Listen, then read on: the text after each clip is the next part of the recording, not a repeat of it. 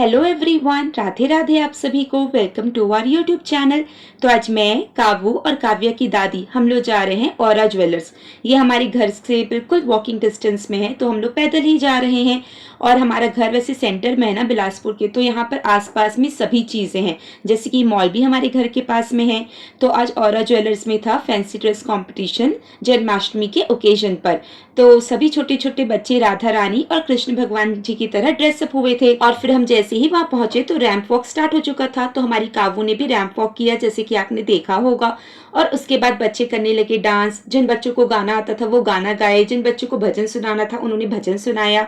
तो इसको मैं कंपटीशन नहीं बोलूंगी। और वहाँ के ओनर ने भी ये बात कही जो मुझे बहुत ही अच्छी लगी कि आप बच्चों को उनके डांस के बेसिस पे जज मत कीजिए, क्योंकि बच्चे तो देखिए मन के बहुत साफ होते हैं। और आज तो वो साक्षात ही भगवान के रूप में है। छोटे छोटे राधा रानी, छोटे छोटे कृष्ण भगवान जी बने हैं।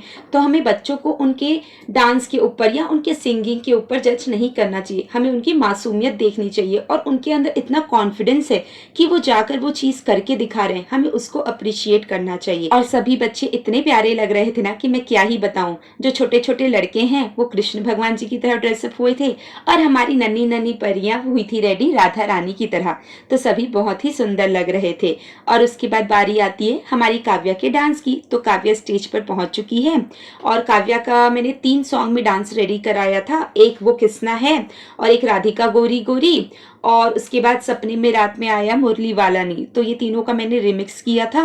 और उसको सुबह ही मैंने डांस सिखाया था, तो जितना उससे हो सका उसने बहुत अच्छे से किया। एक तरफ खड़े होकर मैं उसे बताती जा रही थी स्टेप्स, इसलिए मैंने किसी और के हाथ में अपना मोबाइल हैंड ओवर किया था कि आप वीडियो रिकॉर्ड कर लीजिए।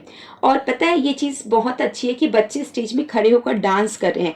आप उनके स्टेप्स मत देखिए, आप उनका डांस क्या कर रहे हैं वो मत देखिए। आप ये कॉन्फिडेंस देखिए कि बच्चे वहां पर डांस कर रहे हैं। वहां के जो स्टाफ थे भी ना, उनको भी मैं बहुत ही अच्छे से अप्रिशिएट करना चाहूंगी कि वो लोग सभी बच्चों के डांस के लिए, मतलब जो वहां पे खड़ा भी था उस बच्चे के भी बोल रहे थे कि अब ताली पीटो। तो कई बार क्या होता है ना, हम क्लैपिंग करते हैं तो बच्चे उस चीज को देखकर खुश होते हैं, और उसकी वजह से उनके अंदर कॉन्फिडेंस आता है, बूस्ट हो जाते हैं वो कि हाँ सब ताली बजा रहे हैं तो मुझे डांस करना चाहिए। तो ये चीज सबसे अच्छी बात है। और आप बचपन से ही बच्चे को अपने ग्रूम कीजिए कि स्टेज फियर हटना बहुत जरूरी है। आजकल का तो जमाना ऐसा है कि सबको एक दूसरे से इंटरेक्शन करना आना चाहिए।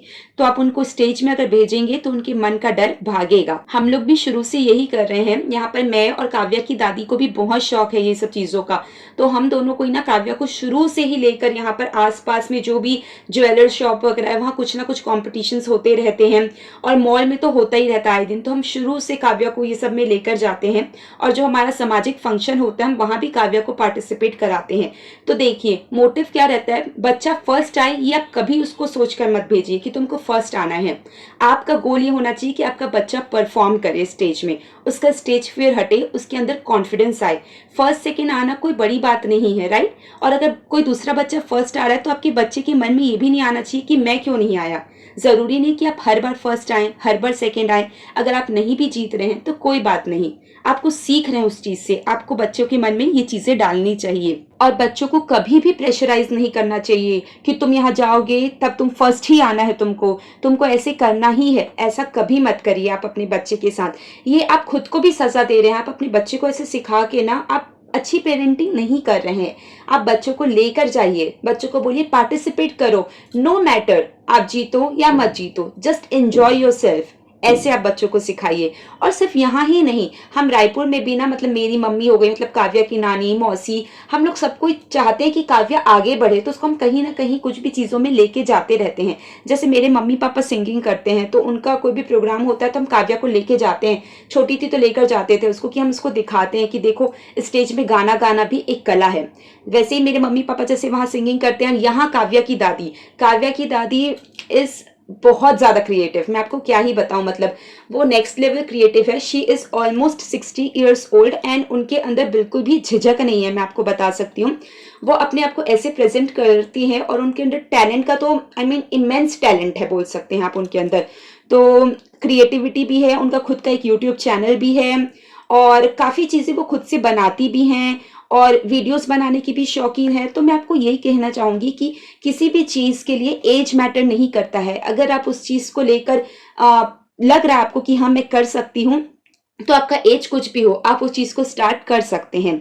ठीक है, खैर छोड़िए, ये तो हो गई काफ़ी ज्ञान की बातें, मैंने सोचा आप लोगों को बता दूँ। यहाँ पे देखिए एक बच्चा प्यारा-सा डांस कर रहा है, वो अकेले नहीं कर पा रहा था, तो उसकी मम्मी ने आके उसे हेल्प किया।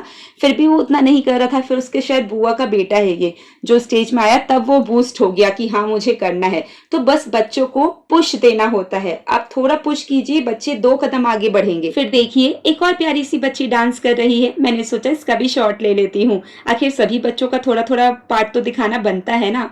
और अब देखिए बच्चों के लिए आए हैं स्नैक्स, यमी यमी ना। तो उसमें क्या आया है, चिप्स आया है, चोको पाई, मंच और फ्रूटी, और 2 छोटे छोटे समोसे भी थे।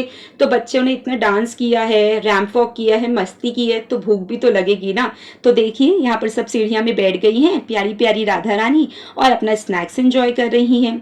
और सब इतने प्यारे लग रहे थे ना कि मैंने सोचा सबका एक क्लोजअप लुक तो दिखाना बनता ही है ना आप लोगों को। सब कितने प्यारे लग रहे हैं, देखिए फूलों से सजे हुए हैं, प्यारी प्यारी बिंदी लगाई है, घाघरा पहनी है। लड़कियों को भी कितना शौक होता है ना सजने संवरने का, ये लोगों को देख के अपना बचपना याद आ जाता है। फिर मैंने ये लोगों को कहा कि चलो कैंडिड फोटो लेती हूँ, तो बात करने की एक्टिंग करो। तो सब एक दूसरे से बात करने की एक्टिंग कर रहे हैं। कितने प्यारे लग रहे हैं ना बच्चे। और दोस्त भी बना लेते हैं ना ये लोग जहाँ भी जाते हैं, ऐसा नहीं कि मैं इसको नहीं जानती, मैं उसको नहीं जानती, तो बच्चों के अंदर ये आदत होती है। अब देखिए हमारा स्नैक्स तो समोसा था, 2 टाइप की चटनी थी और कटलेट बहुत ही टेस्टी था। और अब देखिए गिफ्ट्स था, और यहाँ पे हमारे कृष्ण कन्हैया जी कितने प्यारे लग रहे हैं ना, और पूरा फूलों से सजा हुआ था वहां पर भी।